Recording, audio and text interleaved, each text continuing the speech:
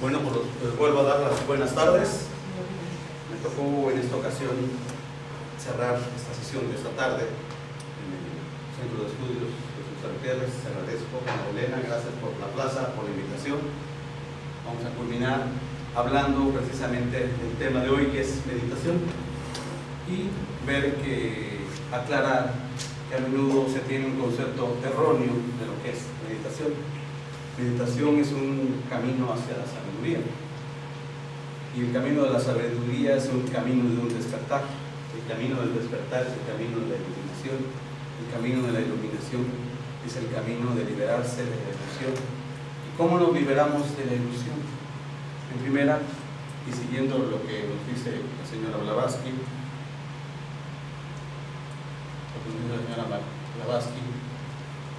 lo leo porque es importante.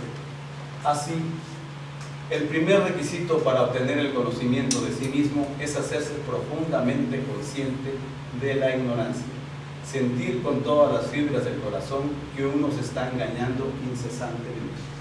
¿Por qué digo que nos engañamos incesantemente? Porque muchas personas entran a la meditación y les ocurre, hacen una meditación que la llamaría yo quietista, de quedarse quietecitos, sentarse en flor de loto y pues me la paso guay, ¿no? En media hora antes de cada desayuno. Pero eso es una mentira, porque en realidad la meditación es otra cosa. La meditación tiene que llevar necesariamente a una vida meditativa y contemplativa. No puedes sentarte media hora y después andar todo el día a las carreras, como decía que era un obstáculo para la meditación. Andar huyendo de tu pasado y queriendo componer tu futuro y tengo prisa, y ¿a dónde vas? No sé a dónde, pero tengo prisa, ¿no? Poniendo la carreta delante de los caballos y vas acelerado, buscándote encontrarte en algún lado, y de repente nada más te aquietas, te sientas y piensas que con eso ya estás haciendo meditación. La meditación, como vamos a ver desde el punto de vista de la filosofía, es otra cosa. Necesariamente implica un cambio. Y algo importante es entender uno que para tener un cambio en tu vida tienes que hacer nuevas cosas, porque por puritita lógica, si haces lo que estabas haciendo, vas a seguir obteniendo lo que has obtenido. Si quieres obtener nuevas cosas, tienes que hacer nuevas cosas, salir incluso de tu zona de confort y atreverte a investigar. Ruskin, yo siempre les he hablado mucho de la importancia de las palabras, que las palabras dicen mucho. Por ejemplo, les hablaba yo en alguna ocasión de la palabra cosmetología y la relacionaba con cosmos, y dirían, bueno, ¿qué tiene que ver el cosmos con la cosmetología? Pues bueno, vamos a ver que lo contrario del cosmos es el caos. Entonces la cosmetología es el orden, y te vas a ordenar tu cara, tu cuerpo o algo. Entonces sí tiene, el estudio de las palabras te va a llevar un poco a entender qué significa. La palabra meditación viene de una raíz indoeuropea que es la misma raíz de medicina, medicamentos. ¿Y por qué? Porque la meditación es una medicina para la mente, es la limpieza de la mente de las impurezas mentales. Esa es la esencia de la meditación, y te va a hacer que seas una nueva persona. Es un método para trascender. Sin embargo, a menudo cuando estamos en grupos de estudios nos contentamos con respuestas fáciles para todo. Pues esto es así, así como somos luego contestamos de todo, ¿no? Se lo saben de todas las cosas. Y a menudo tenemos respuestas para todo, pero son respuestas que no satisfacen, o sea que a menudo se quedan en la periferia, porque resulta que cada encuentro teosófico debería ser un encuentro para que uno haga como un corte de caja, un balance, y que diga, bueno, a ver qué tanto he avanzado. Y miren que eso me llega mucho a mí, porque yo he estado mucho tiempo en teosofía y he conocido gente que ha estado bastante tiempo también, y resulta que con el tiempo seguimos manejando los mismos efectos o muy parecidos, y que somos la misma gata, nada más que revolcada. ¿Sí? Los mismos son todos a veces alterados por libros, y ya podemos citar libros y todo, pero seguimos actuando como cualquier hijo de vecino y nos enojamos como cualquier hijo de vecino. Y se supone que si alguien que está en la vida meditativa ya actúa a otro nivel, en otra escala. O sea, nobleza obliga. Entonces hay que escapar de esas respuestas fáciles. El doctor Tikataini, que es un hindú, ingeniero hindú, 1950, por ahí se escribió los libros. Escribe en un libro que se llama El Gállate, aquí lo vemos en el capítulo 5. Y el doctor Ikatagi nos ha recordado en su libro Gállate, capítulo 5, que hay gran número de personas que se dejan llevar hasta caer en el ensueño espiritual, llevadas del arrullo de brillantes exposiciones de doctrinas filosóficas expuestas por intelectuales muy talentosos y que luego despiertan ya demasiado tarde en la vida para encontrarse con que todo ese estudio teórico no les sirvió absolutamente para nada en cuanto a resolver problemas de la vida o lograr algún grado de paz interior.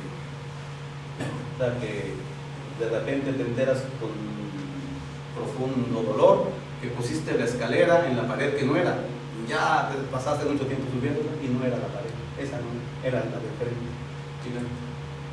Entonces ese es el tema de la revista. La Sociedad Teosófica fue de las primeras sociedades que trajo la meditación a Occidente.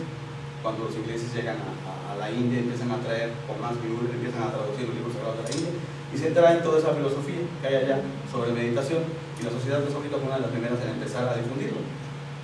Hay que aclarar que la Sociedad Teosófica no te recomienda ningún método de meditación. No hay un método que diga el método de la teosofía, no. Simple y sencillamente dice que todos los métodos son válidos, depende de la persona. Porque muchos llegan a la meditación porque buscan, por ejemplo, un sistema para relajarse o una metodología para manejar el estrés, o buscan estados emocionales que les sean placenteros, paz, armonía, tranquilidad, o incluso otros llegan buscando poderes y que quieren tener clarividencia y hablar a los ángeles y no se quedan mejor en las almohadas, pero llegan y le preguntan a las personas: entonces, ¿qué método sirve? ¿Cómo le hago para meditar? ¿Qué es meditación? Y hay gran cantidad de artículos en los escritores teosóficos que antes les presenté, hay muchísimos sobre meditación. Hicieron porque se ha entendido que la meditación es una parte del proceso de desarrollo espiritual.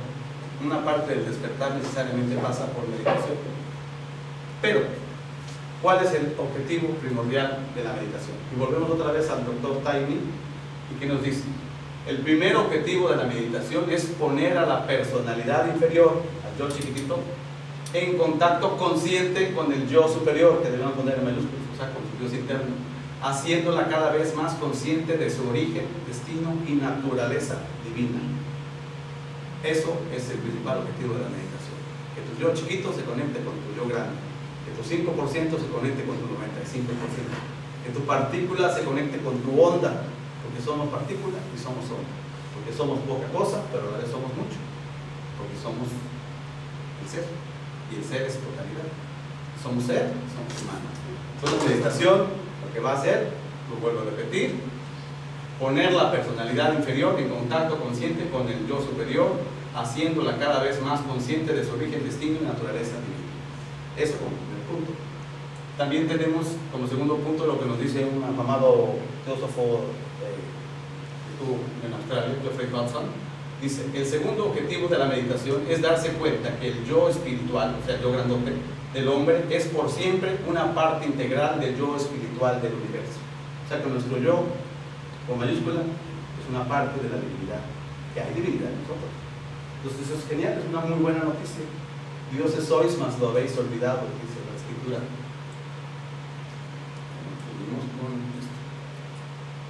La tradición teosófica ve a la meditación como parte del desarrollo espiritual, pero la ve como solo como una parte, porque hay tradiciones que te la ponen al principio: vas a meditar.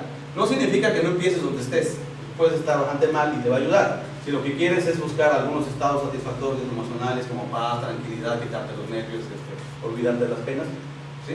O te echas unos alcoholes o te pones a meditar, ¿no? Una de dos, ¿no? Pero esto en filosofía te dice que es un proceso que tiene que ir acompañado de estudio, de servicio, de autoconocimiento y un esfuerzo general hacia la autotransformación. ¿Por qué hacia la autotransformación? Porque ese estudio va a ser conocimiento, y el conocimiento tiene que llevar transformación para volverse sabiduría. Si no, solo es acumular cosas. El conocimiento es múltiple, la sabiduría es única. Pero un conocimiento que no se transforma en sabiduría únicamente es teoría, como decíamos al principio. Y ahí se puede quedar, y nos podemos quedar filosofando y pitufando por los siglos de los siglos sin que se transforme. Y la sabiduría se nota, pero es conocimiento más transformación. Jimi Hendrix, que hablé hace rato, que no era cualquier tonto porque era doctor en filosofía, luego de ser rockero, él tenía una frase muy bonita que decía: ponte a pensar cuánto conocimiento te has perdido por acumular información.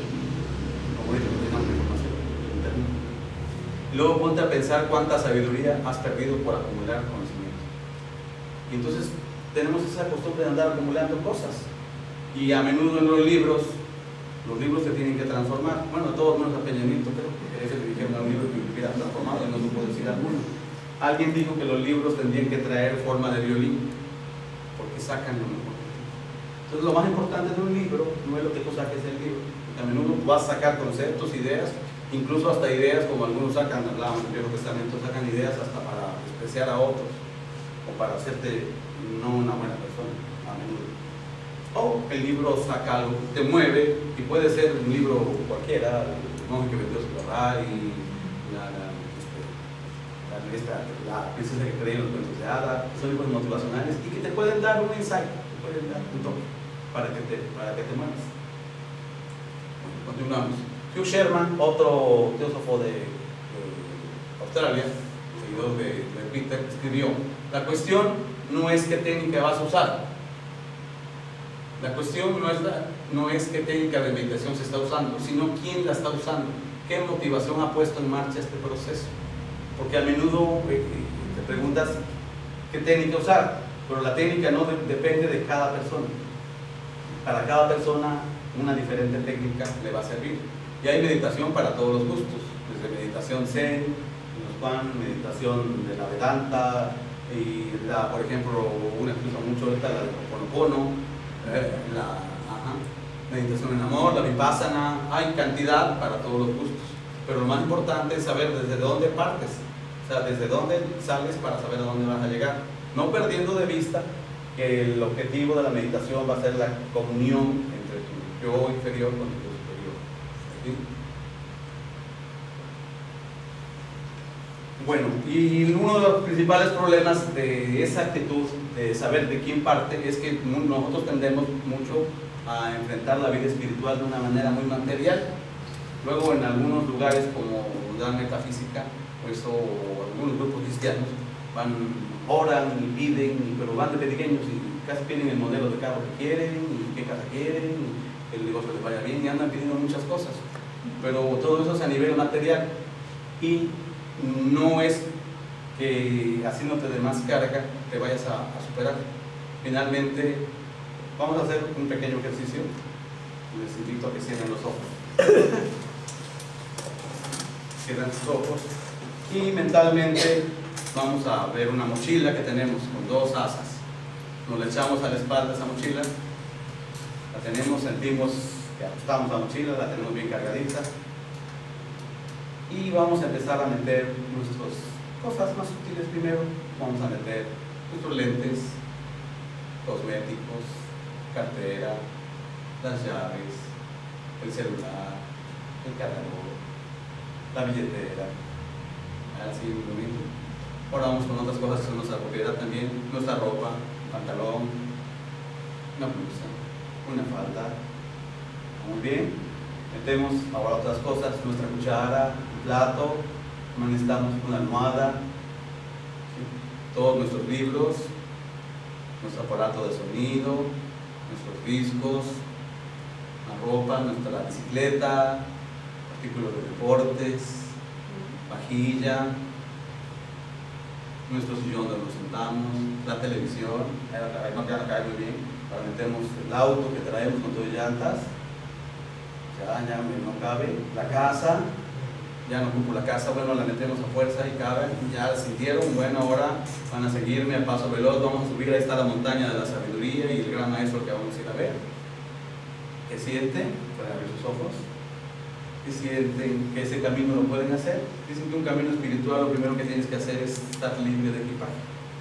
Se habla de un camino espiritual, el camino que haces, el camino de Santiago, por ejemplo, como un camino espiritual, donde la mochilita que llevas de 5 kilos después de haber caminado 300 kilómetros esa mochilita ya te pesa 50, ya te hizo ampollas además. Entonces en la vida tendríamos que ir ligeros de equipaje. Me recuerda mucho cuando los alumnos encuentran al maestro Sócrates y le dicen: maestro, ¿de dónde vienes? Y dijo Sócrates: vengo del mercado de ver todas las cosas que no necesito. Y así decía. Gandhi decía: yo necesito muy pocas cosas, y las pocas cosas que necesito, las necesito muy poco. Fíjense. Cuentan por ahí la historia de un periodista que fue a Polonia a entrevistar a un rabino muy sabio, y cuando llega a Polonia lo va a entrevistar y se asombra de llegar y que ver en su casa que nada más hay una cama y una mesa, un pequeño librito. Y curiosamente Mario Rosso de Luna, que es el más famoso de los teósofos de España, que es genial, así vivía. Él vivía con una mesa, una cama y un librerito donde tenía México a través de los siglos de Chabelo, y con un suéter de robot. Cuando el lo entrevista, era un genio. Bueno, retomo la historia del rabino. El periodista llega y se asombra y lo va a entrevistar. Le dice: señor, me gusta conocerlo. Oiga, una pregunta: ¿dónde están sus cosas? Y el rabino le contesta con la misma pregunta: ¿dónde están las tuyas? Ah, no señor, porque yo nada más ando de paso. Ah, yo también nada más ando de paso. Y todos vamos de paso.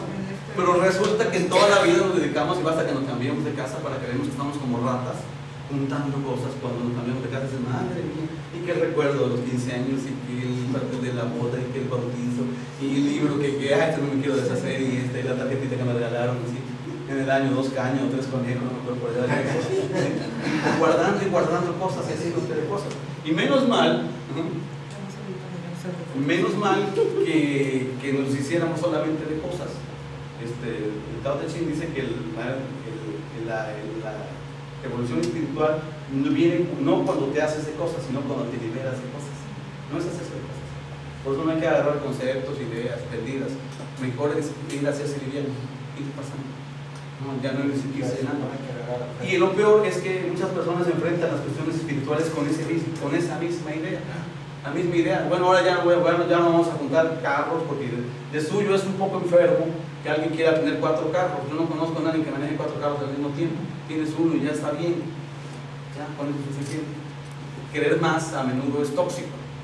Y ahora, por ejemplo, como está la violencia en México y eso, te intoxicas porque el que más tiene, más cuida. Al rato estás cuidando que te secuestren, y estás angustiado por seguir conservando eso. Entonces, si te tienes que contestar, no veo mal ni muy en contra de quien habla de que toda la riqueza es mala. El dinero es un poder y como tal se debe de ejercer e influenciar, pero saber usarlo y dominarlo, no que te domine. Porque cuando ya sacrificas salud, tiempo, familia y todo por tener dinero, estás poniendo la escalera en la pared equivocada, sin duda. Y bueno, y muchos quieren adquirir, ahora ya no van a juntar cosas, ahora quieren cosas espirituales, a lo mejor ser un buen orador, ser alguien que habla bonito, ser alguien muy sereno, muy calmado, o mucho peor, aparentar. ¿Qué es aparentar? Porque bien decía Confucio que si todos fuéramos como aparentamos ser, el mundo sería perfecto. Porque damos una cara que somos otra. Y entonces. Como ese leído que todos son felices. Esa felicidad es. Todos son felices, y todos tienen muchos amigos, ¿no? En las palabras del maestro Cache, que es uno de los maestros de la base, el maestro Cache, a Krishnamurti escribió un libro.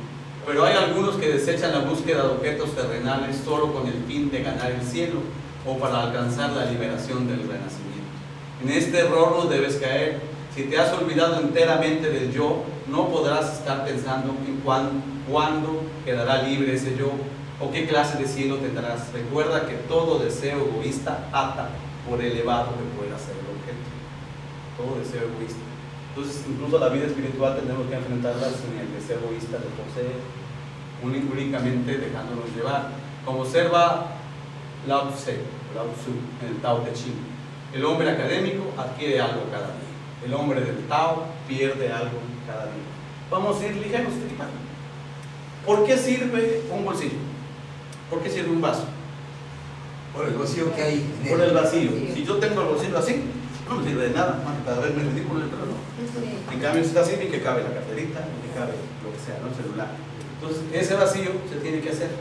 Entonces, lo primero es soltar, para flojo, empezar a soltar cosas. En ese vacío es donde van a ocurrir las verdaderas cosas, estando vacío de uno, que era esa famosa renuncia de la que hablaban hace rato, cuando ya tú te cedes, quedas vacío. En el vacío incluso ya no eres ni siquiera herido por los comentarios de alguien, porque tenemos un ego con piel muy delicada. Bastan 2 comentarios para que nos vayan a robar. Me miró feo, no me hacen caso. Muy fresco y no lo toma.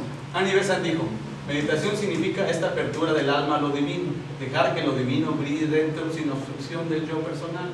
Significa renunciación, lo que hablábamos, ¿sí? Renunciación significa arrojar todo lo que uno tiene y esperar vacío a que entre la luz. Entonces, primer paso, vaciarse. De otra manera lo dice Van der Leeuw. Van der Leeuw fue dirigente de la Sociedad Teosófica en Holanda, un personaje también, tiene libros muy buenos.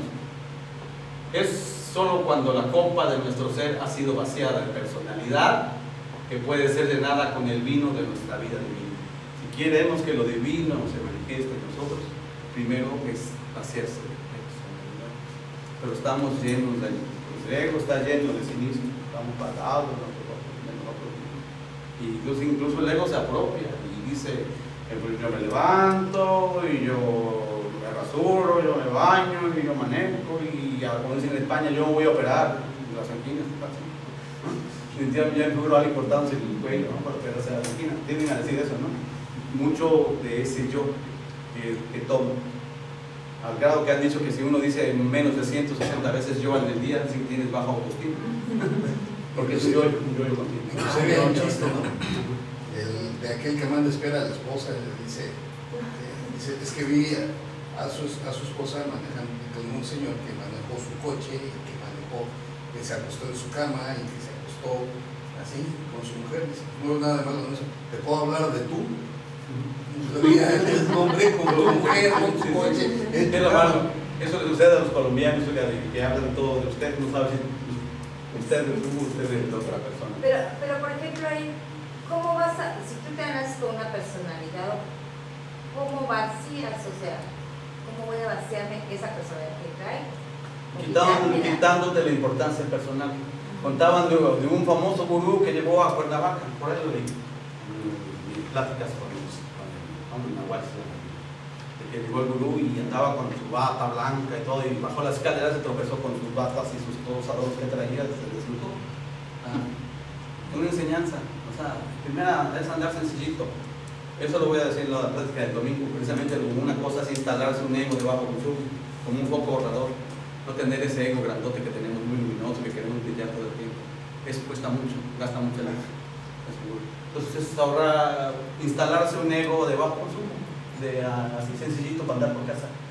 Dos comentarios. Uno respecto a la personalidad. Hay que recordar que la personalidad viene de persona. Y persona es una palabra griega que significa máscara, porque eran las máscaras que usaban los actores en los foros griegos. Se llamaba persona, que eran los distintos personajes. Y que hacían ruido. Entonces, quitarse la personalidad es quitarnos las máscaras, porque adoptamos personalidades, pero no es nuestro verdadero ser.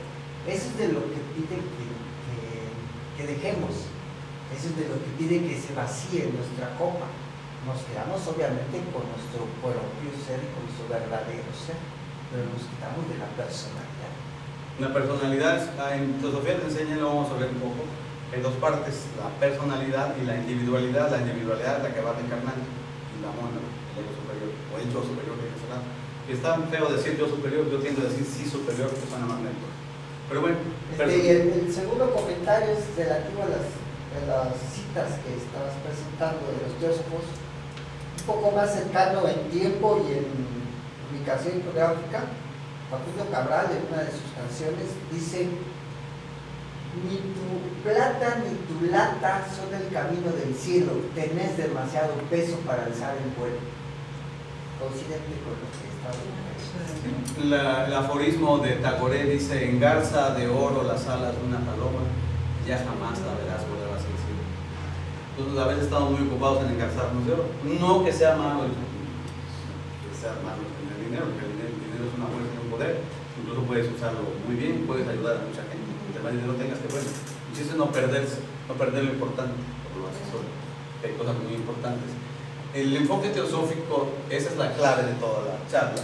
El enfoque teosófico de la práctica de la meditación tiene como finalidad guiar al aspirante a un estado donde pueda dejar atrás el yo personal y todos sus procesos mentales para poder entrar en contacto con su naturaleza espiritual. Y ese yo es difícil de dejar, esa personalidad. De hecho, cuentan que en la India cómo atrapan a los monos de una manera muy sencilla, muy egoísta, además, y parece gracioso. Meten una manzana en el hueco de un árbol, entonces llega el mono, la huele y mete la mano y agarra la manzana, pero la mano con la manzana agarrada ya no sale, y en eso va a llegar a los cazadores y empieza a chillar y a batallar, pero no quiere soltar a la manzana, y así lo terminan agarrando, que nosotros tan suave como soltar, y facilitarle a su mano de esa manera sí, soltar, fácil se o podría sea, liberar soltando la mano. Soltar. ajá. Y a menudo no tenemos que hacerlo también como una lucha, porque la lucha no es efectiva, únicamente es fluir. En la vida es surfear o sufrir o surfear, ¿no? Puedes, a veces pasa como la paz, que andamos haciendo guerras para lograr la paz, cuando lo único que tenemos que hacer es dejar de perturbar y la paz ahí está, nos quedamos quietos, sale. Como el niño que va persiguiendo una mariposa, y en la medida que más la persigue, más vuela la mariposa delante de él. Se cansa el niño y ya cuando queda sosegado y en reposo, está tranquilito, ve a la mariposa y se reposa. Y eso es muy sencillo.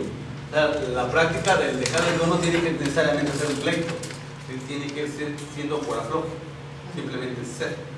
Les tengo una lectura precisamente sobre eso, sobre ese soltar. Y dice así, es un poquito larga, por eso la leo, no me la aprendí, pero no me lo aprendí. En la playa al este de la aldea existe una isla con un gigantesco templo lleno de campanas, dijo la mujer. El niño reparó que ella vestía ropas extrañas y llevaba un velo cubriendo sus cabellos. Nunca la había visto antes. ¿Tú la conoces?, preguntó ella. Ve allí y cuéntame qué te parece. Seducido por la belleza de la mujer, el niño fue hasta el lugar indicado. Se sentó en la arena y contempló el horizonte, pero no vio nada diferente de lo que estaba acostumbrado a ver, el cielo azul y el océano. Decepcionado, caminó hasta el pueblecito de pescadores vecinos y preguntó sobre una isla con un templo. Ah, eso fue hace mucho tiempo, en la época de mis bisabuelos, vivían aquí, dijo un viejo pescador. Hubo un terremoto y la isla se hundió en el mar. Sin embargo, aun cuando no podemos ya ver esa isla, aún escuchamos las campanas de su templo cuando el mar las agita en su fondo. El niño regresó a la playa e intentó oír las campanas. Pasó la tarde entera allí, pero solo consiguió oír el ruido de las olas y los gritos de las gaviotas. Cuando la noche llegó, sus padres vinieron a buscar. A la mañana siguiente, él volvió a la playa. No podía creer que una bella mujer pudiera contar mentiras. Si algún día ella regresaba, él podría decirle que no había visto la isla, pero que había escuchado las campanas del templo, que el movimiento de las aguas hacían que sonara. Así pasaron muchos meses, la mujer no regresó y el chico la olvidó. Ahora estaba convencido de que él tenía que descubrir las riquezas y tesoros del templo, sumergido. Si escuchase las campanas, sabría su localización y podría rescatar el tesoro allí escondido. Ya no se interesaba más por la escuela ni por su grupo de amigos. Se transformó en el objeto de burla preferido de los otros niños.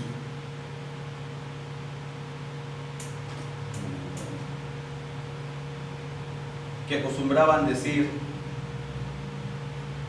ya no es como nosotros, prefiere quedarse mirando el mar porque tiene miedo de perder en nuestros juegos.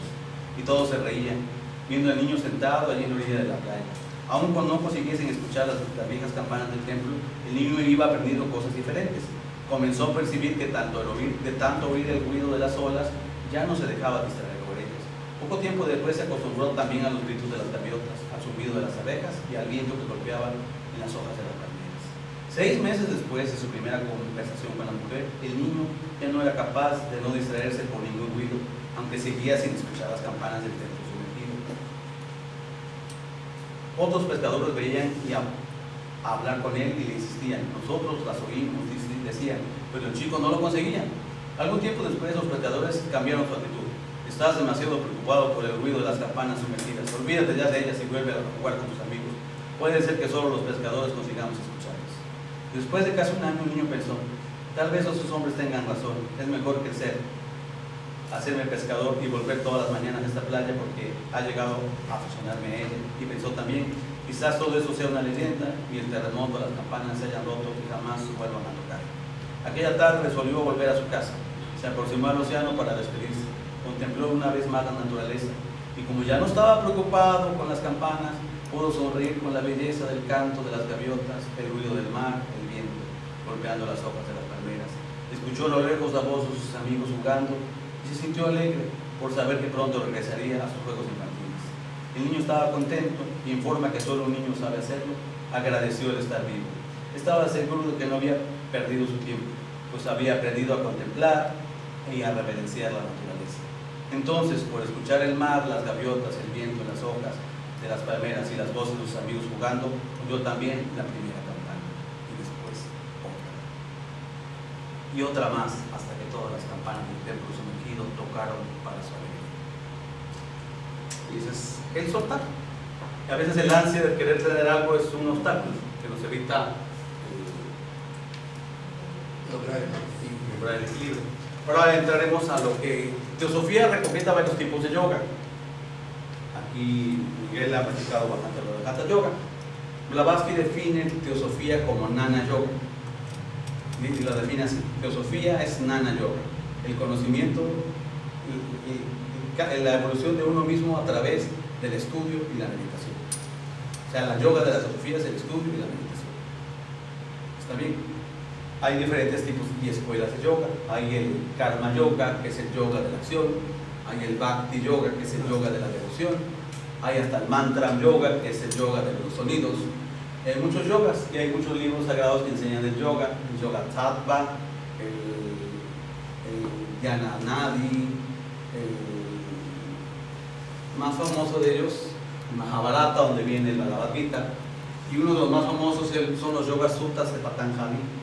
Los Yoga Suttas de Patanjali es un libro, bueno, vienen 4 libritos, 195 aforismos, donde Patanjali, que no es el autor directo, sino apenas el compilador de las enseñanzas que hasta ese entonces se habían dado oralmente durante muchos siglos, fue el primero en poner las enseñanzas por escrito para uso de los estudiosos, y de ahí que se le considere como el fundador de la escuela Raya, le dicen algunos, o Raja Yoga, que ese es el yoga que más recomienda la Teosofía.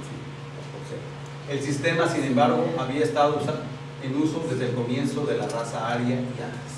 Los sutras son las enseñanzas básicas, o sea, son los versos de Patanjali, son las enseñanzas básicas de la escuela transhismaláyica, de la cual han provenido muchos de los maestros de sabiduría.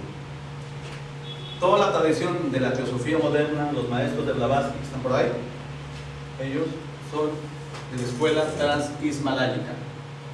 La escuela transhismaláyica, la que está en los Himalayas, y de ahí proviene la moderna teosofía. Entonces está emparentado los Yoga Suttas de Patanjali con toda la enseñanza teosófica. Es como teosofía pura y destilada, porque sale de la misma fuente. Y Patanjali en uno de los sutras distingue el yoga hacia el camino hacia Samadhi como el Astanga Yoga, o el yoga de los 8 elementos o de los 8 brazos. ¿Cuáles son estos elementos? Como vimos hace rato en la otra exposición que se dio, el primero se llama Yama o abstenciones, que son 5. La primera es el Ahimsa, que ya les comenté, que es la no violencia. ¿A qué lleva la no violencia? Ninguna agresión hacia ningún ser vivo. Ha hecho que muchos miembros de la sociedad teosófica y muchos miembros de escuelas espirituales se vuelvan vegetarianos, antiviviseccionistas y en favor de la vida total. Se cuenta en la India, alguien que practica la Ahimsa es tan no violento que puede andar en medio de las fieras, como hacía, me acuerdo, el anuncio de Kung Fu, bueno, los que son de edad se acordarán de Pai Chan Kei, cuando se metía en medio de las víboras, y caminaba en medio con las víboras y no le hacían nada, porque le decía al maestro Bo, conviértete en uno con ellas, y hasta caminaba así moviéndose como víbora, y las víboras no lo veían como alguien ajeno o alguien agresivo. Los animales tienen esa percepción, ¿no? Yo confío mucho a las personas que me recomiendan mi perro. La otra abstención es abstención de mentir. Esa es bien difícil y para mí fue una de las más difíciles. Yo hace algunos años llevé un libro que recomiendo mucho, de Wallace Stegter, que se llama Raja Yoga. Es un curso para 10 meses, un mes para cada cosa. Y cuando pasé la de esa de no mentir, madre mía, hay problema. Luego les voy a explicar por qué. Sí, de hecho, una de las cosas que más costó cuando la señora Blavatsky hizo la escuela esotérica, puso unas reglas, y una de las reglas que puso, por ejemplo, fue la de no hablar mal de las otras personas, y esa fue la que más amplio le levantó. Estamos muy mal acostumbrados con el prójimo. Parece que cuando la Biblia decía amamos los unos a los otros den juzgados los unos a los otros, porque son rápidos para juzgar a los demás. Es lo que menciona Miguel Ruiz con los 4 acuerdos. El primer acuerdo, dominando el primero, dicen que se dominaban más los demás, ¿verdad? Pero el primero es no hablar mal de la gente. De hecho, metafísicamente le haces mucho daño a una persona hablando mal de ella. O sea, la haces peor de lo que ya es. Dicen, ese es un flojo, más flojo, no estoy así. Le dicen el financiero, se la pasa en la casa de bolsas. Entonces lo haces peor. En cambio, digo, si yo te trato como lo que puede ser, te ayudo a hacer lo que puede ser. Fíjate, esa es una buena acción. Trata a la persona como lo que puede llegar a ser, ¿no? Entonces los ayudas tratándolos así. Tú eres muy gentil y caballeroso. Y yo te digo que tú eres muy gentil. Ya no vas a decir una grosería ni una palabra, ya me las vas a dejar a mí. Bueno, la tercera, es astella, abstención de robar. Eso va un poco como los mandamientos, ¿no? Pero también habla no solamente de robar, porque es robar hasta el tiempo. Alguien le puede estar quitando el tiempo, no solamente robar objetos físicos, o robarle la alegría, muchas cosas, ¿no? Para marchar, la otra es continencia sexual, otra bastante difícil, por cierto. Pero bueno, esa es porque para ciertas prácticas del yoga se necesita abstinencia, ¿sí? Abstinencia sexual. De hecho, Gandhi comenta que fue una de las que más le costó. Mira que Gandhi le costó. Los pobres mundanos mexicanos peor, que son muy tropicales. Bueno, la otra se llama aparigraha o abstención de posesiones, que fue la que vimos con el ejercicio de echarnos la mochila al hombro, de que ya vimos que estamos cargados de un montón de cosas, ¿no? La siguiente. Bueno, esas eran las abstinencias. Luego las observancias, las cosas que hay que hacer. Ya vimos lo que no hay que hacer. Ahora ya, lo que hay que hacer son 5. La primera es saucha, o pureza. Y ahí te hablan de pureza desde el baño sano, estar siempre limpio, hasta la pureza de pensamiento y de acción. Que tengas una actitud sana, limpia, cariñosa, no envidiosa, no te intoxiques con malas ideas y malos pensamientos. Es una pureza que te puede llevar a muchas cosas. La otra, esa me encanta, es la que yo quiero para mí, ya para los santos reyes la acabo de pedir, se llama Santosha. Es Santosha o contentamiento. ¿Eso lo estás pidiendo para ti? Para mí sí, quiero. También le pedí a Dios que me dé paciencia, pero que me la dé rápido. Bueno, Santosha es el Buda del contentamiento, es el Buda sonriente, está así. Siempre el Buda lo ve con una media sonrisa, o sea, feliz, con un contentamiento de que aceptas todo. Porque la vida espiritual tiene que ser una vida de felicidad, porque hasta la santidad, un santo triste es un triste santo. O sea, hacer cosas buenas te debe de dar felicidad.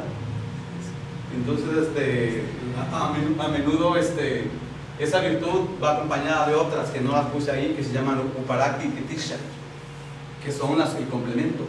Uparakti viene siendo una virtud que es aceptar a las personas tal como son, sin ninguna crítica, comentario y deseo de cambiarlas. Y Titisha es la misma virtud, pero para las cosas. O sea, que ocurran las cosas como deban de ocurrir y como vengan. Por eso digo luego que cuando luego hace la gente que hace oración, es Uparakti, dejar que la gente sea exactamente como es, sin comentario, ni resentimiento, ni deseo alguno de cambiarla. Y la Titisha es que aceptar las cosas como vengan. Por eso siempre los deseos que habría que pedir fortaleza. Decía la señora, Dios mío, dame paciencia, dame con mi marido. No me des fortaleza porque no me puedo mandar y me. Entonces, esa fortaleza para poder sobrellevar la vida que te toca. Por eso luego en las oraciones hablan uno pidiendo cosas. Y como enseñan en algunos grupos metafísicos cristianos, ganas pide cosas, pero precipita. Y que a veces no sabes que lo que pides va a ser para tu daño. Yo conocí gente que se sacaba la lotería, ha sido la peor desgracia que les ha pasado. O gente que se sacó un carro y por eso se mataron. O sea, tú no sabes ni siquiera que es esa vuelta, ¿por qué? ¿No? Había un teósofo que se admiro mucho, a William George, le escribía cartas a una discípula suya, se llama Asper Neiman, cartas que me han ayudado, se llama el libro. Y él le comenta que la actitud espiritual se considera todo lo que te suceda como si tú lo hubieras deseado. Que todo lo que te pase digas, yo pedí eso, yo decía eso. Porque en realidad se dice, a mí no me consta, Cuando estás del otro lado, muerto y vas a volver a reencarnar, te presenta tu programa, pues te toca esto y esto y lidiar con, no, esto otra vez, ¿verdad? No, te toca tu plan y tú lo aceptas, porque sabes tu crecimiento espiritual cómo va a ser, la familia que vas a nacer y todo te va a cargar, ¿no? Entonces de alguna manera uno se dice que lo pide. ¿Quieres hablar algo acerca de las personas que oran? Porque piden y oran pidiendo cosas y no saben, es no aceptar lo que les está tocando. O sea, como que le quieren componer la plana a Dios o al destino. Yo no quiero esto, y de mí van a otro lado, ¿no? Pero no, si eso te toca, el karma te dice que vas a estar en la mejor situación donde más puedas aprender. ¿Para qué creen que es una relación de pareja? Dicen, ¿no para pasársela bien? Bueno, sí. Para pasear también. Es para crecimiento espiritual. Cuando deja de haber crecimiento, tiene que haber otra cosa. Porque precisamente la vida te va poniendo en el lugar donde más vas a crecer, o con la persona que te va a ayudar a crecer. Y de momento, si ya no vas a crecer, la vida te lo quita. Te lo quita. Sí, porque a lo mejor tu misión era venir a cuidar animales o algo, y ya el animal del marido hay que dejarlo. Lo cuida su gato. Entonces, algunos aprendemos por las buenas, leyendo, meditando, estudiando, otros por las penas, cuando la vida les quita las cosas, por dolor, por penas. Eso es parte de la plática de mañana. Bueno, y también aquí me recuerdo una parte de la Divina Comedia de Dante, cuando Beatriz va al cielo y lleva a Dante, y en el primer cielo se encuentran a una monja que había sido raptada de su convento y por esta razón no podía ir más adelante que el primer cielo. Y entonces Dante le pregunta que si el conocimiento de que hay otros cielos más elevados no le mengua su felicidad ahí, y ella contesta: veo que no comprende de la naturaleza del amor, que nos hace imposible desear lo que el amado no nos ha dado, pues en su voluntad está nuestra paz. Esa es una bella respuesta que le dan a Dante en el paraíso. La señora Blavatsky también dice en ese sentido: lo triste no es un mal, y agregado, no te quejes de lo que parece sufrimiento, es en realidad el esfuerzo misterioso de la naturaleza por ayudarte en su tarea, si sabes manejarlo, si miras todas las circunstancias con la gratitud de un discípulo. Yo recuerdo una querida amiga, esposa de Pablo Sender, a quien también quiero mucho, está en High California, tomo clases con él de todo, una webinar. Michelle, que le regalaron una playera de su cumpleaños que decía Bodhisattva en entrenamiento, o sea, un Buda en entrenamiento. Ese fue el que cumpleaños regalaron esa playera. Y así debería, así como le ponen a los muchachos cuando están los cajeros, que le ponen su batita de que están en training, ¿no? Entonces ella decía Bodhisattva en training. Bodhisattva es un salvador del mundo, un Buda, ¿no? Un Cristo. O sea, haz de cuenta que dice un Cristo en entrenamiento, ¿no? Algo así sería el equivalente de eso. Bueno, eso es en cuanto a aceptar las cosas como vienen, que es contentamiento, que es la que yo quiero.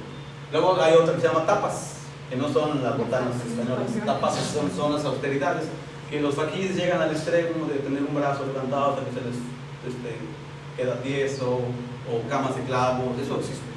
O sea, torturar el cuerpo físico, llegar a un estado de elevación mental en base a la tortura del cuerpo físico. Incluso en el cristianismo existía el silicio, ¿no? Sí, las barras de silicio. Sí. Se amarraban una cosa que tú vas en la pierna para torturar el cuerpo. Son prácticas, ¿eh? Bueno, de los aztecas había una muy fea. Los sacerdotes aztecas con las púas de los magueyes se atravesaban el pene para no tener erecciones. Qué bueno que nos en este. Bueno, la otra se llama Sanjaya, que es estudio, que es... ¿Cómo se pronuncia? Svadhyaya. No, estudio.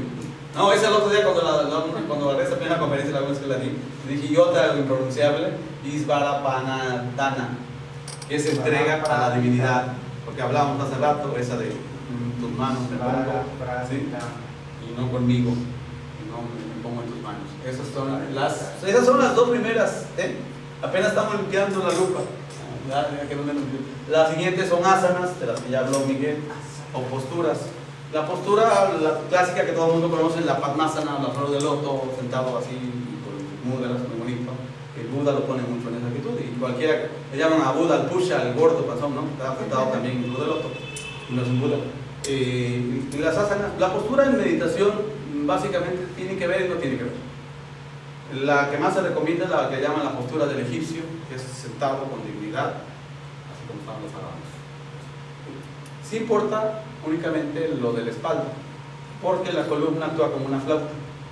Y en la medida que entra la respiración, va a sonar. Imagínate que le apretas un diferente agujerito, diferente vértebra, va a tener otra vibración. Esa es la idea de por qué la columna va a ser como una antena, como bien decía Miguel, y que debe de estar recta en la meditación. Que hay quien medita, Taini, el primero que les hablé, el ingeniero de la India, meditaba acostado, en Savasana, en postura de cadáver, hacía su meditación en esa postura. Una que no te duerma, desde luego, ¿no? Luego la siguiente virtud, la otra es pranayama, que es control de prana o el aliento vital, ejercicios respiratorios. Esos son buenos y a la vez peligrosos. O sea, no es conveniente en la práctica, sobre todo para alguien que no tiene una vida muy pura y muy así, porque abres canales y te los puedes dañar. No, la práctica es de pranayama, porque prana es vida y llama es apagar. Entonces suspendes como la vida, haces un manejo de energías y los nadis, todo es toda una historia. Pero sí tiene que ser un maestro que sepa mucho, que te vea muy bien hasta clarividentemente, porque sí te puede hacer daño. De hecho, justamente mi amigo Pablo me comentó cuando él hizo prácticas eso, que perdió el sentido del gusto durante un año. Porque no es jugar un poco al aprendiz de grupo, no estás viendo lo que estás haciendo, ¿no? Entonces, pasa como el Tantra, también hay un yoga sexual que maneja mucho el yoga sexual también. Hay forma de encontrar misticismo y elevación en el sexo. Pero es como cuando en la casa dejamos los medicamentos y el clonazepam y lo que sea, que puede hacer daño no al alcance de los niños. Igual esas prácticas es conveniente que no tengan al alcance de cualquiera. Como principiante, y más si nacimos ya en Occidente, ya tenemos un hándicap atrás, ¿no? El cuerpo de los orientales tienen ciertas más facilidades por herencia, por tradición, porque nacieron ahí, ¿no? Nosotros estamos más hechos de tamales, Bueno, entonces esas, y luego de pranayama sigue esta que me encanta. Esta es pratyahara, abstracción de los sentidos. De ahí ya empieza lo bueno. Abstracción de los sentidos, como decía, como el pintor, es una introspección, donde ya dejas fuera todo y entras en ti mismo, estás en ti mismo y para ti mismo, y te haces amigo de ti mismo. Y ahí empieza ya tu autoconocimiento, y ahí empieza ya la verdadera práctica de yoga. Yoga significa unión. Yug, la raíz es unión, de ahí viene cónyuge y yunta, no sé por qué. Porque es unión, pero también es yugo. Y la yunta es yugo. Sí, el que unce a los dos. Y de ahí viene llamarle cónyuge, porque no sé por qué es un yugo, ¿no? algo tendrá de eso. Bueno, entonces yoga es unión, igual que religión debiera de ser, religar es unir. Religión debiera ser unión. Curiosamente ha servido para la desunión muchas veces, porque es malentendida. Y bueno, y entonces Pratyahara es el primer paso. Es, digamos, un artista que se embebe en su obra. Y el humano tenemos esa cualidad que somos divinos, porque la naturaleza, por esencia de la divinidad, es crear. Y nosotros somos capaces de crear mundos, crear diseños, crear pinturas, crear una novela, crear un mundo. El que creó Harry Potter o el que creó El Señor de los Anillos, crea todo un mundo, Narnia o lo que sea. Puedes crear muchas cosas y en esa naturaleza nos parecemos a la divinidad. Ahí se muestra nuestra divinidad. ¿Quieres decir algo más? Bueno, el siguiente ya entra en lo que llaman Sanyama. Ya no son llamas y llamas, ahora se llama Sanyama, que significa pertenecer a todos. Y que son dharana, atención y concentración, porque si todos hablando Mauricio, Dhyana, que es la meditación en sí, y el Samadhi, que ya les decía que o éxtasis, que en la tradición cristiana esto le llaman arrobamiento, y es cuando salen las imágenes de las vírgenes o Santa Teresa, que justamente parece que estuviera teniendo un orgasmo porque tiene los dos así como blancos, sí, pero es algo muy parecido. No, es en serio, o sea, por eso le llaman éxtasis. Sobre las drogas, alguien toma éxtasis, por eso le llaman éxtasis, es una salida tremenda. El Samadhi, mira, la verdad yo nunca había estudiado lo del Samadhi, porque apuradamente nos concentramos, ¿no? Sí, me concentro como caldo de pollo, ¿no? O sea, tienes para para tener atención, lo primero que tienes que tener es A, separado, tensión. O sea, estar sin tensión. Y lo primero que hacemos todo el tiempo es estar tensos de algo. Algo nos está apurando, algo nos está molestando. Estamos siempre abrumados con el tengo que, y saliendo voy a pagar. Y luego, tengo que apagar el cofre, y luego, me van a cerrar el banco, tengo que. Y todo desde que amanece hasta que anoche estamos con el tengo que. ¿Sí? Entonces, siempre estamos tensos por algo. No nos han fijado, basta que nos toquen y estamos así como todos, ¿sí? Alagartijados. Más ahora con tanto violencia que hay, sales a la calle y ya en vez de miedo, medio ambiente es miedo ambiente. Y ya sales así como alagartijado. Bueno, entonces Diana ya en sí es la meditación, que es contemplación. Es contemplar. Precisamente esa contemplación te va a llevar a identificar tu yo pequeñito con tu yo grande. Ya lo comentamos. Y el otro es samadhi o éxtasis. Ok, bueno, ya hasta ahí vamos. Ahora, ¿qué meditaciones recomienda la Sociedad Teosófica de la Teosofía? Hay prácticas de meditación que sí se recomiendan. Primero, algunos de los temas teosóficos centrales para meditar son la unidad de la vida, ver la vida una, ¿sí? La ley del karma, lo que hablamos hace rato, causa y efecto. Sobre eso te puedes poner a meditar, a darle vuelta. La evolución espiritual como propósito de vida, el poder del pensamiento y el verdadero yo que se encuentra más allá de los vehículos de conciencia temporal. Esos serían algunos temas. Pero ahí sería como para estudio, ¿no? Es para Nana Yoga. una meditación para Nana Yoga. O sea, que, para estudio y meditación. por ejemplo, haces una lectura de ese tema y luego te pones a meditar sobre el asunto, Sí, reflexionas y todo. En realidad te dice que, como el discípulo que le preguntó, maestro, yo ya llevo 6 capítulos del libro sagrado, ¿usted cuántos hizo? No, yo apenas voy en el segundo, le digo al maestro, ¿no? ¿Por qué? Porque dicen que tienen que leer 10 minutos y reflexionar 60. O sea, en verdad no puedes meterte, te vas a meter información y vas a terminar incluso vanidoso, vas a agrandar el ego, vas a engordar el ego, al revés. O sea, dijeran en mi pueblo pocos pelos pero bien peinados, ¿no? No es mi caso. Bueno, siguiente. Otra forma, también se puede meditar en aforismos espirituales, o sea, pequeños axiomas espirituales. Hay libros muy buenos como Pensamientos para Aspirantes de Sri Ram, como A los pies del maestro de Krishnamurti, está allá, Luz en el sendero de Mabel Collins, La voz del silencio de Blavatsky. Y La voz del silencio, por ejemplo, acaba de venir de la India, Mahendra, hizo unos comentarios a estos 3 libros, a las 3 joyas. Hay una serie de libros que hizo Anibesan, que es comentarios, se llama Pláticas sobre el sendero del ocultismo, que son comentarios a esos 3 libros. Hay otro autor que se llama Roy Mehta, que dice El silencio creador, y comenta este libro. Y son libros chiquitos. Son libros, porque son libros como de aforismos, para meditar. Son demasiados libros, pero como siempre he dicho, entre más libros, más libres. Y eso es una gran verdad. Next, bueno, esos son para este estudio. Meditación sobre las virtudes. Si meditamos sobre una virtud, podremos llegar a tenerla. O sea, medito, no sé. No vas a decir como eso de que pidió, yo quiero ser bueno y entonces no que hacer los pechos de cadera, ¿no? O sea, vamos a hacer una virtud. Y dice, como receta la dice Anibesan aquí, meditación sobre virtudes. Una de mis formas favoritas, porque yo era muy irritable en mis días de juventud, era el convertirme en la encarnación de la paciencia. Usted nunca vio un santo del tipo que yo era en mi meditación, más allá de cómo pudiera haber sido fuera de ella, durante el día. En la meditación yo era absoluta, completa y perfectamente paciente. Luego traía mentalmente a mi alrededor a las personas más desagradables y provocadoras que conocía, y aumentaba su poder de provocación tanto como aumentaba mi propio poder de paciencia.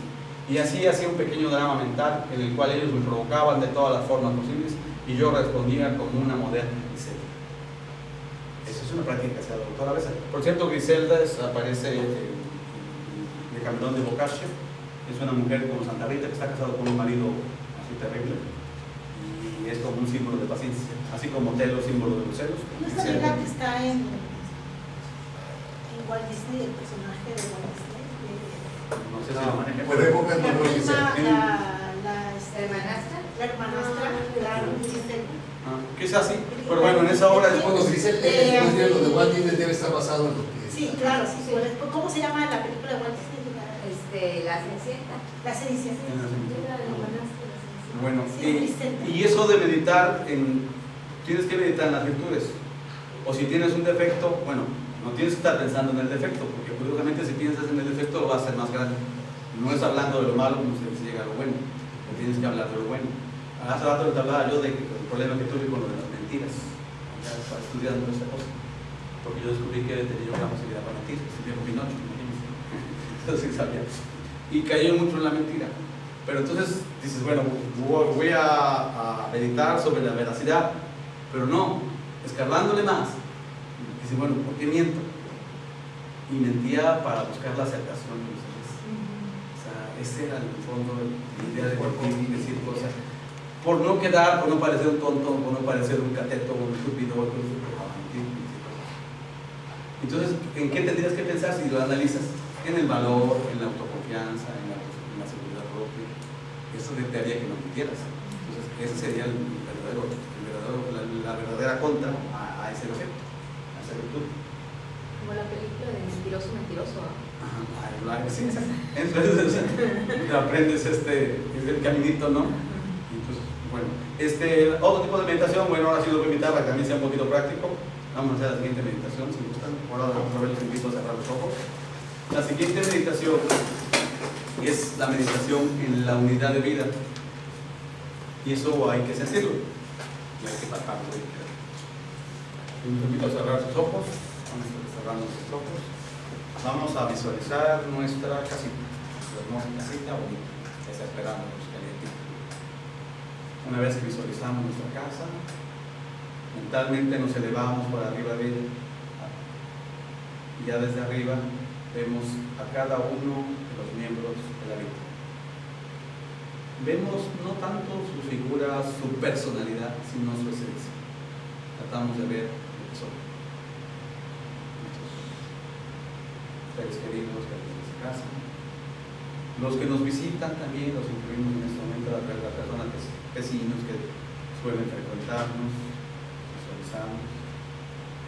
Visualizamos, no nos olvidamos de nuestras mascotas, de nuestras plantas, que son seres vivos y también somos capaces de sentir.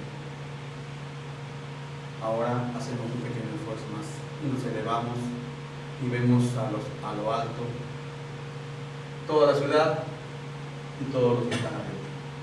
Vemos toda la ciudad donde vivimos y a todas las personas.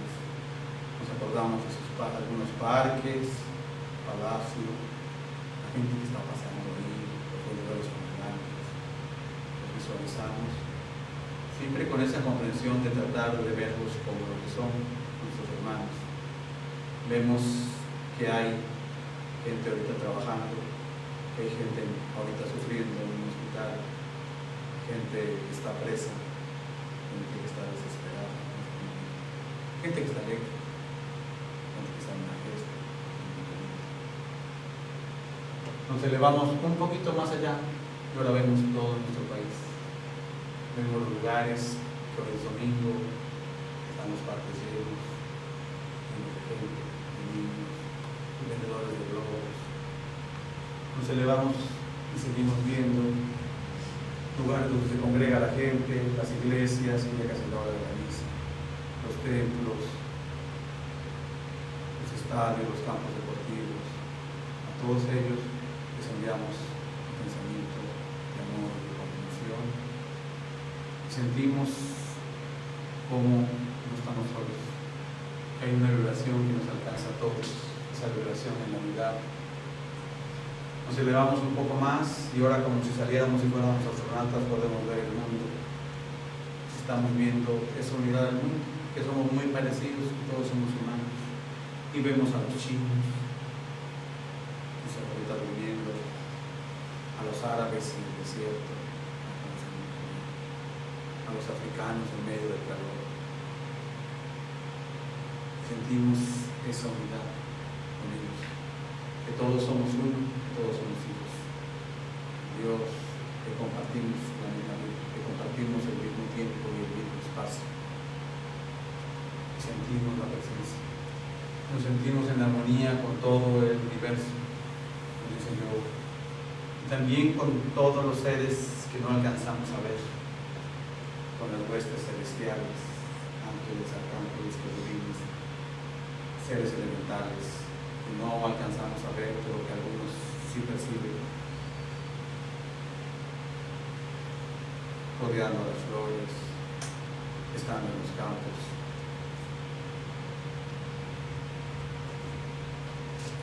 Sentimos el amor que hay para toda la humanidad, nos sentimos profundamente uno con todos los demás, como dice la oración de Ángeles, sabiendo que creyéndonos unos contigo, sepamos que somos uno con todos los demás, que somos capaces de enviarles un pensamiento de amor a cada uno de los seres que hemos convocado y educado. Somos unidad, somos uno. Si nos mejoramos nosotros, se mejoran todos. Si nos empeoramos nosotros, se empeoran todos. No se puede mover un hilo de la telaraña sin que la telaraña se mueva con él. Pueden abrir los ojos, sintiendo la armonía, la quietud, y que estamos en un profundo estado de paz. Este es quizás un ejemplo de una meditación en la vida una, hay muchos más, y tendría que hacerse de una manera más lenta. Pero bueno, hasta el mismo cuestión del tiempo. Otra meditación que podemos hacer es meditar en un ser divino, un seres de luz, Jesús, Buda, maestro de sabiduría. Y tiene que ser de una manera motivadora. Son un ejemplo a seguir, ¿sí?, que nos puede servir de foco. Y hay recomendaciones en ese aspecto. Por ejemplo, el señor Levitel, conocido filosofía, decía: la palabra de Levitel significa quitarnos del centro de nuestro propio universo y poner en nuestro lugar al maestro. Dice la Biblia: confiadle todas vuestras preocupaciones, pues Él cuida de vosotros. Ese es el soltar que hablábamos hace rato, lo cual nos recuerda las palabras del maestro Cache al Levitel: haz buenas obras en su nombre y por amor a la humanidad. Porque él dice: ¿cómo puedo acercar a un maestro de sabiduría? ¿Cómo llego ahí? Llámanos. ¿Y cómo nos llaman? Haz buenas obras en su nombre. ¿Sí? Es una buena forma de invocarlo y convocarlo y acercarnos. Y es una meditación. De hecho, hay gente que se identifica tanto que, por ejemplo, la Clara Cott, que de ahí saqué parte de la posición, tiene el libro de los Yoga Sutras de Patanjali, y ella comenta, como tenía poder clarividente, de cómo dio a una persona a recibir la hostia, cómo en su astral se transformó en el cuerpo de Jesús. Su astral tomó esa forma de lo identificado que se sentía. Es una revelación donde tienes en quién inspirar. O sea, sí, te sabe. La otra meditación que recomienda es meditar en los cuerpos sutiles y más allá. Aquí viene, porque si alguien preguntaba la división, y se habla de la división centenaria del ser humano: cuerpo físico, cuerpo emocional, cuerpo mental, dividido en dos: mental superior, mental inferior. Cuerpos más espirituales, que es el búdico o crístico, y el átmico, que ya es espiritual. Ya luego sigue el monádico, divino y para allá, el infinito y más para allá. Pero se puede meditar en cada uno de los cuerpos, como hace rato alguien comentaba, no identificándote como la oración que leíste, Mauricio: yo no soy esos sentimientos. Porque esas tres partes, tanto el físico como el emocional y mental, tienen materia. Hay materia emocional y hay materia física. Todos estos son materiales. Los otros ya son arrúpicos, les llaman, así forman. Estos tienen materia, hay materia mental que se transmite, por eso puede transmitir el pensamiento, emociones que se transmiten, porque lo que fluye en ti influye en otros, hay vibración, hay resonancia. Entonces, la meditación, yo no soy el cuerpo físico.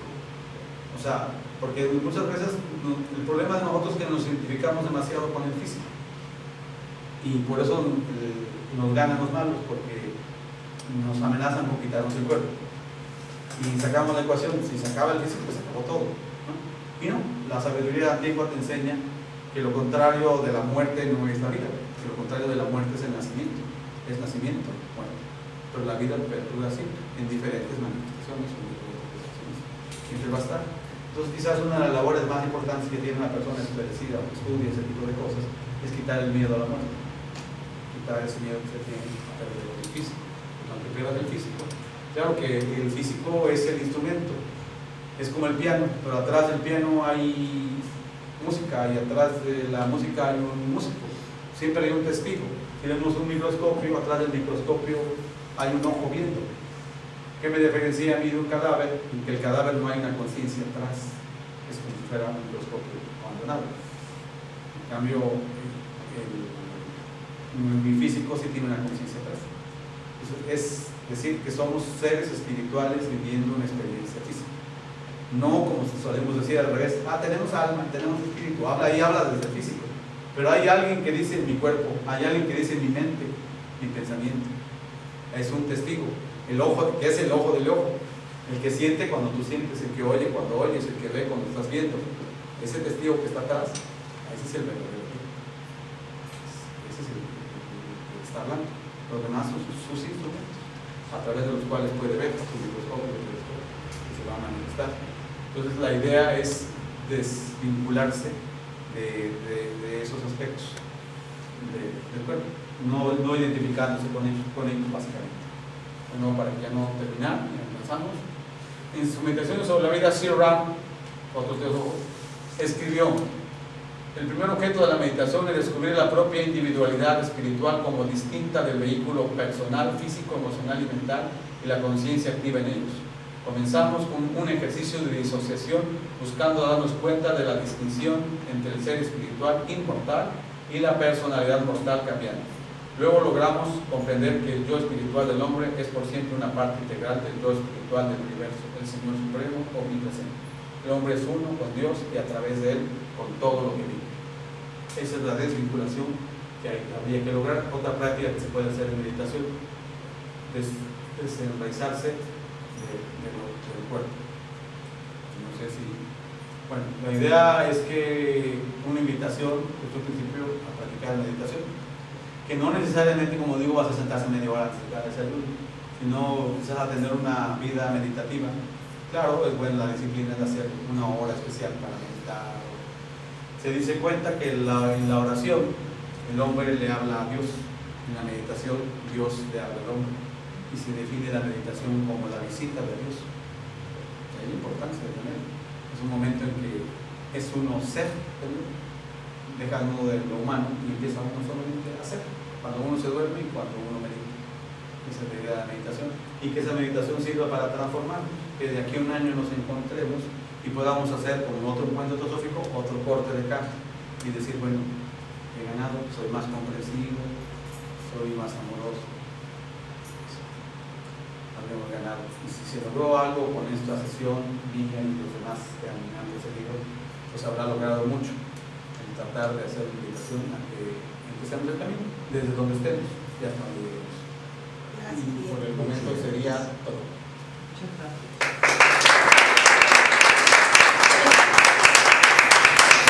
Programa un panel de preguntas y respuestas ya para terminar. No sé si estemos en tiempo, si ya necesite decir. Yo creo que es mejor que el Pues ya le cortamos. Son 800. ¿Tienen alguna pregunta? ¿Tienen alguna pregunta? No, yo creo que apoyo la moción. Bueno, pero de todos modos, o sea, Sí. si tienen alguna pregunta ahorita, aunque ya no sale el panel, pero la segunda pregunta. Los chicos, Ya, Estamos más cansados. ya más. Pues muchísimas gracias. No, gracias a Gracias ustedes. por su presencia y los Mañana esperamos están invitados. que renuevan. Ya mañana va a ser más tranquilo, ¿eh? Ya mañana tarda menos. Sí, bonito. Oye, Carla, no sé bien. Ya estoy.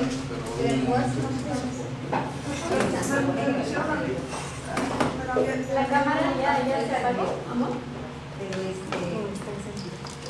A ver.